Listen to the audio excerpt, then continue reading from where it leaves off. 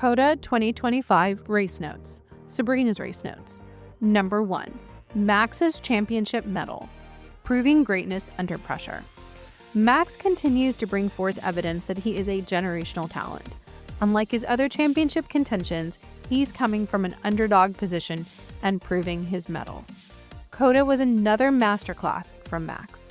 Like everyone else, he had a clean start and simply showed his skill in that car that still leaves a lot to be desired. Watching his gap build from Charles and then Lando was a sight to behold. Lap after lap, he executed beautifully. He maintained concentration for the entire Grand Prix, driving as fast as needed, but not as fast as he could. He didn't seem flustered or stressed. This has got to worry McLaren. Number 2. Ferrari versus Mercedes. Hard-won points and strategic questions. Ferrari successfully pushed back Mercedes this weekend. These were hard-won points, and good for them. But don't count out Mercedes just yet. If anything, I'm anticipating, very hopefully, that this volleying between Ferrari and Mercedes will continue. I'm so proud of Charles's defense against Lando on the softs, no less. Chef's kiss. Throughout the race, he did a great job executing. He held out for so long. The concentration and skill needed, especially considering the wind, should not be overlooked. I do wonder about the team's pit decision timing. If they had called him in a lap earlier, could he have continued to hold off Lando and maintain P2? We'll never know. But Charles's execution throughout the race makes me suspect he could have, especially since McLaren was in a data deficit regarding the track because of the sprint race and noted they were operating at a suboptimal level. And Lewis, he pushed that car and kept 4th place. It was painful to see the car's lack of pace to be up there. If there had been more of a melee in front of him, I have no doubt Lewis could have taken advantage and scored a podium. Lewis is holding it together, but I can understand if he's getting frustrated behind the scenes. This is not why he came over to Ferrari from Mercedes. Number 3. Mercedes Development Reality Check. The race to turn 1. I feel Russell was right in Singapore to question whether Mercedes had finally come to terms with its car. I was really hoping to see them bring it to COTA and draw a line under that question. Unfortunately, that wasn't the case. I also agree with Russell that it's essentially a race to turn 1. It seems we're in this part of either the season or development process that has mitigated tire degradation, either through data, setup, or strategy, which coupled with qualifying that seems more and more dependent on pit lane tactics, resulting in us not seeing as much overtaking in the race. Number 4. Williams. Lesson in pain and growth. For Williams, I think this year's COTA race is one to forget the pain, but remember the lessons to keep building stronger. Alex's track limits in qualifying. So disappointing and frustrating. But Alex's move on Franco was tight margin, high reward, and great execution. Carlos's clash with Kimi is one not to repeat, but thankfully he had a decent sprint. Number 5. Franco's team orders defiance, trust, and professionalism. Franco defined team orders. I'm likely in the minority, but I think it was wrong. For someone needing a seat, he has to show he remains a team player. He has to remember, especially for a backmarker team, he may not have the full picture. Apparently, the team order came because of fuel concerns and whether he would finish the race within proper fuel limits. On its face, it might have seemed to him and those of us watching that it was about Alpine vying for places. But like him, we didn't have all the information, and that's where trust shows itself. It actually speaks volumes, in my opinion, about Alpine as a team and how they have supported the driver that he would feel it necessary, especially as a rookie, to defy the order. Unfortunately, it's not a good selling point for Franco to either Alpine or any other team that he would go rogue. Number 6.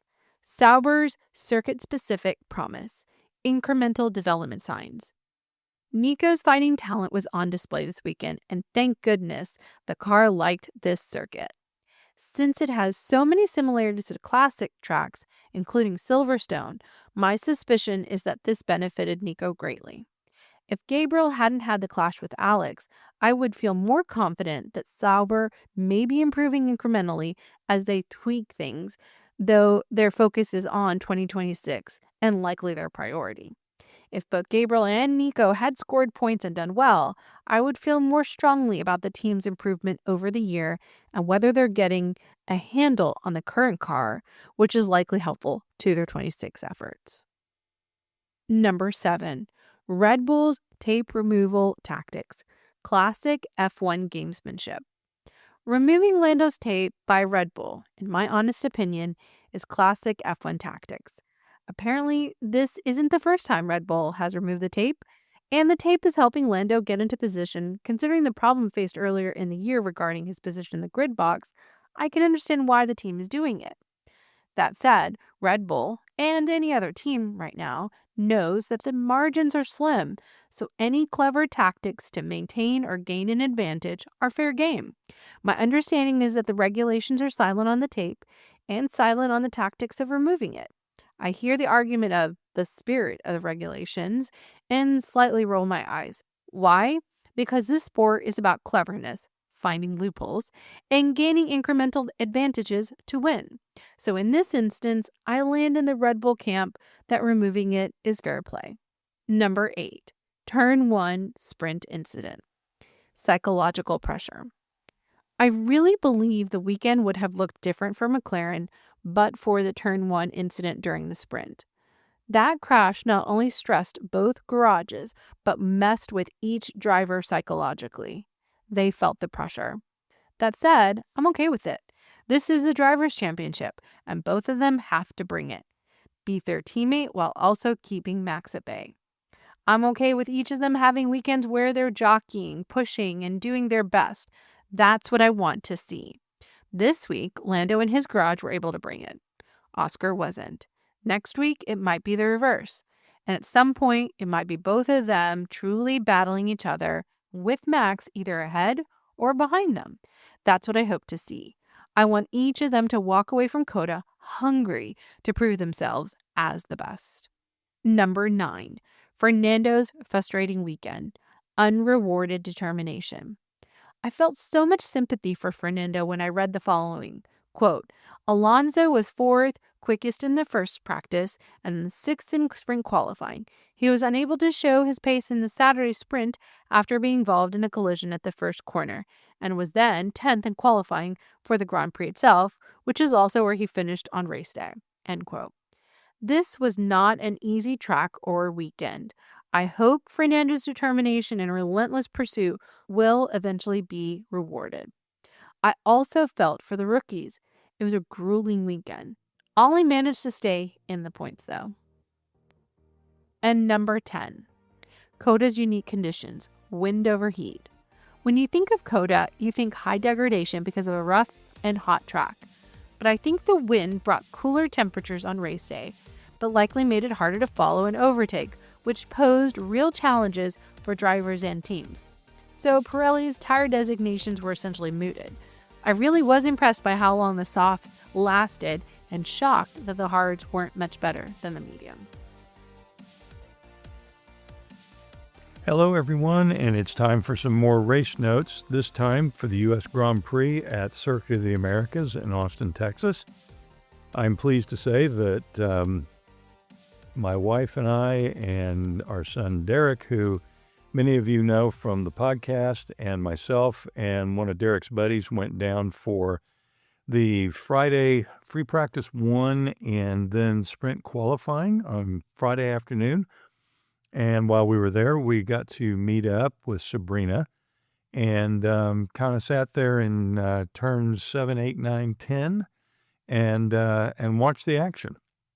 So it was a great day. It was a pretty warm day, very sunny.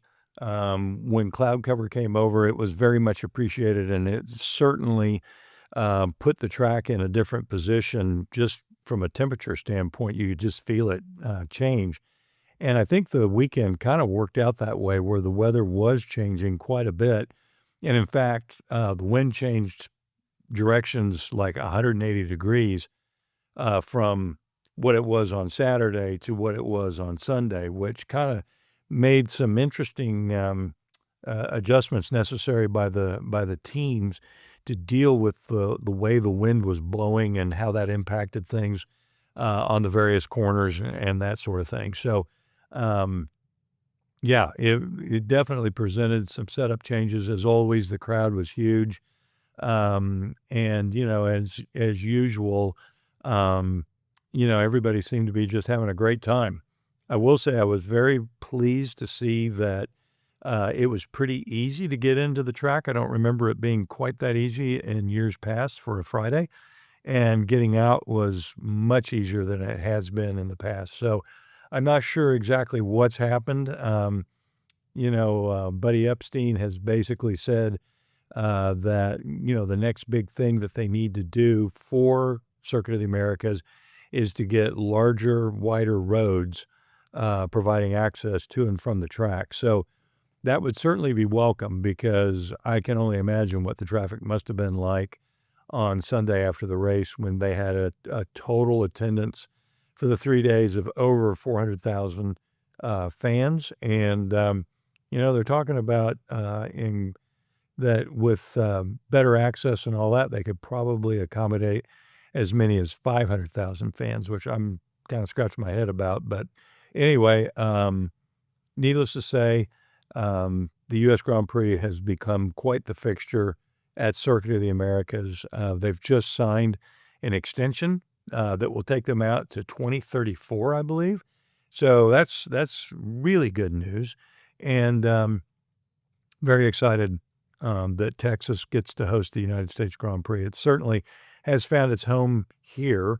In years past, decades ago now, the U.S. Grand Prix home was Watkins Glen, New York, which is an amazing track, but it's literally out in the middle of nowhere, and Formula One just kind of outgrew Watkins Glen. So having COTA and being purpose-built for Formula One, just really cool to see. So anyway, as far as the race itself, there was a sprint race. There was a full-on Grand Prix then on Sunday, and in both cases, Max Verstappen dominated the show.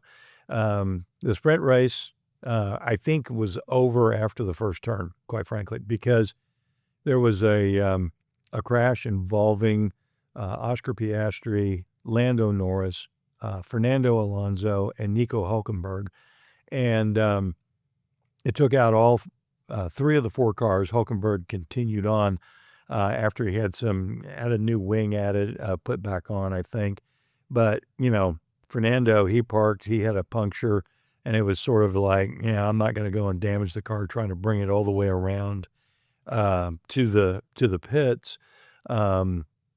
in the hopes of rejoining the action, because, it's a sprint. The race was effectively over for him. And, there was a short turnaround. They ran the sprint race, and then it was time to go qualify for the actual Grand Prix. So Max Verstappen basically put his stamp of authority on both the sprint race and the full-on Grand Prix on Sunday. Lando Norris and Charles Leclerc had very much a strategic battle going on, fighting over second place. And you always kind of felt like that Lando was eventually going to get around Charles, who defended brilliantly. I thought Charles drove an exceptionally good race. Because the Ferrari is not the equal of the McLaren, and yet, surprisingly, it was proved very difficult for Lando to get past the Ferrari, although eventually he did. But at the end of the day, it's very interesting to think about the competitive balance that we now see in the field, because Red Bull has clearly unlocked that car. And there is some talk that a lot of it has to do not only with the adjusted floor, but with changes to the ride height of the car as well. But certainly the Red Bull, in the hands of Max, no big surprise, is right back on pace again and is the clear leader now, especially given that McLaren has basically stopped all development of the 2025 car because they've won the Constructors' Championship. And so now they're focused on 2026. I think it's really interesting. They may very well wind up winning the Constructors' Championship and losing the Drivers' Championship for the second year in a row. Pretty amazing, because when they left Zandvoort, I believe it was, Max was like 100 points down to Oscar, and now he's down 40 points. Oscar had a pretty anonymous weekend. I mean, he crashed in the sprint. He had problems qualifying, and really, I mean, he was almost invisible in the race, quite frankly. And you have to believe that the pressure of trying to win a world championship is being felt probably most by Oscar. Certainly Lando's feeling it, but the guy who's not feeling it at all is Max. And I've said this before on some of our other podcasts, but you can just see it. Max is loose as a goose. He has nothing to lose, nothing to prove. He's just going out on a race-by-race basis and thumping these guys. And, they're going to Mexico City this weekend, and I wouldn't be surprised if he lays down another beatdown on them. I think it's just fascinating what Red Bull is managing to do, especially when you think about all the chaos and political infighting that has been going on in that team, and the whole questions around who's the second driver going to be, and is Yuki cutting it, and blah, blah, blah, all that stuff. Max just could care less. He's apparently just not paying any attention at all. He's just going out and doing what he does. And so, obviously anybody who's listened to this this podcast for very long realizes I'm a big Fernando Alonso fan. But I have to tell you, I'm so impressed by what Max is doing right now. And, if he came through and won a 5th straight world championship, hey, good for him. McLaren just feels like they are racing not to lose. And that's a great recipe for disaster. So it's going to be interesting to see how the last few races of the season play out. McLaren is at the stage now where, obviously Ferrari is a little bit of a challenge for them. And on certain circuits, we know that Mercedes is a challenge for them. Not only may Max go out and beat them, but it's very possible that Ferrari and McLaren could slip in the odd result and take points away from McLaren and their two drivers. I could see that happening very easily. I mean, remember what Max did at Brazil, and remember what George did at Las Vegas last year. That Mercedes always seems to come to life when the cooler temperatures hit, and he's driving really, really well right now. And so I think it'll be really interesting to see what's happening. I read an article that said that they really believe right now that the 3 drivers that are driving the best right now, Max, no big surprise, George, who's been very consistent throughout the season, and Charles. And that's based on the fact that he's actually making that Ferrari perform better than perhaps its form would show. And of course, the other part about Ferrari is Lewis is looking better and better with each passing race. And so he's a definite threat to be stealing points away from McLaren as well. So I don't know. I think it's going to be a very interesting next few races. Certainly now with the win at Circuit of the Americas, Max has proven that car is for real. He's won on 3 different kinds of tracks and done so in dominant fashion. So, Mexico City, as this is being recorded on a Tuesday, Mexico City is 5 days away, and it ought to be absolutely fascinating. So thanks for tuning in and listening. Would love to hear your comments, and we'll be talking in about a week.